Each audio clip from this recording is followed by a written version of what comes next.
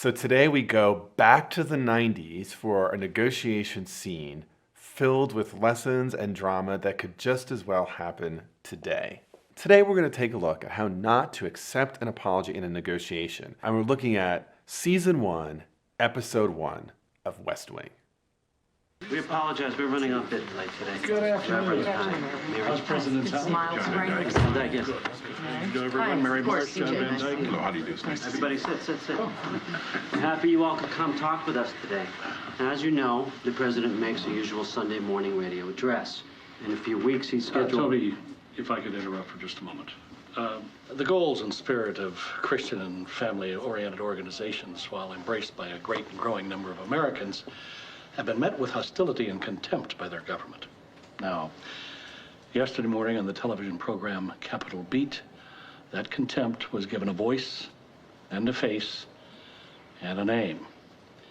I'm referring, of course, to you, sir. Yes, I know, and I'm glad you brought that up. I'm surprised at you, Josh. I've always counted you as a friend. And I'm honored by that, Reverend. First, let me say that when I spoke on the program yesterday, I was not speaking for the president or this administration. That's important to know. Second, please allow me to apologize. My remarks were glib and insulting. I was going for the cheap laugh. And anybody willing to step up and debate ideas deserves better than a political punchline. Mary, I apologize. Good, then. Let's deal. Okay, so let's stop here. So clearly something regrettable has happened. Josh, one of the president's senior advisors, has been insulting to Mary on a nationally broadcast TV show. And so what's interesting in this moment is that Josh offers a very sincere and heartfelt apology. He basically takes the hit and owns it for being offensive and inappropriate and, in his words, glib. Mary basically says, okay, and then let's deal. Kind of surprising. So what she is not doing here is accepting the apology or being gracious with respect to the apology. And in fact, it gets worse. I'm sorry? What do we get? For what? Insulting millions of Americans. Well, like Josh said... I heard what Josh said, Toby. What do we get? An apology? Sunday morning radio address, public morals, school prayer, or pornography. Take your pick. School prayer or pornography? It's on every street corner. I've seen it. Mary? Condoms in the schools. What? Condoms in the schools. Well, that's a problem. What? We have a certain general who says they dramatically reduce the risk of teen pregnancy and AIDS. So does abstinence. Show the average American teenage male a condom and his mind will turn to thoughts of lust. Show the average American teenage male a lug wrench and his mind will turn. Toby? School prayer, So let's just stop here. So one of the things that can be very powerful in a negotiation is apology. But apology is also risky because apology can be manipulated and used. And here that is exactly what's happening, right? This gracious act of apology is now being used for leverage. And from a negotiation perspective, right, a few things go really poorly here, right? Mary is not really accepting the apology.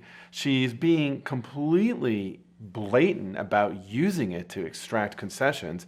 And then she's being demanding as to what the concessions should be. And so it's not surprising that we see this escalating. And what we see happening here are a bunch of arguments going back and forth with no actual listening and this emotional kind of tone escalating between the parties. School prayer, pornography, condoms. What's going to be? We're not prepared to make any sort of a deal right now. Sure we are. Mary, My read of the landscape is that you're cleaning out your desk before the end of business today, so I'd just as soon negotiate with Toby if it's all the same to you. Mary... Please allow me to work. It was only a matter of time with you. Okay, seems like also both sides have not really prepared for this negotiation because in some sense, Mary has gone off script and nobody is prepared. So we also see the teams actually talking over each other, if you will. And one of the key learnings in negotiation, right, is that you always want to be thinking about what are the possible things that the other side might say. And to be honest, although it's not gracious, it's unsurprising that the Christian leaders are asking for a concession. And yet the president's team seems ill-prepared. But also it seems that the leaders who've come to the White House are ill-prepared. And so they are now talking over each other as this has escalated.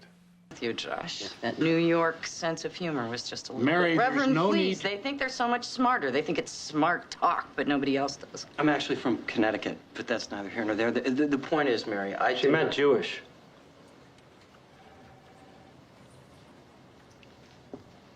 What she said, New York sense of humor. She was talking about you and me. You know what, Toby? Let's not even go there. There's been an apology. Let's move on.